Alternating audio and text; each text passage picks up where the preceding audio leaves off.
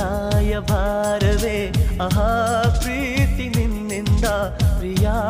ಆದಿ ನಿನ್ನಿಂದ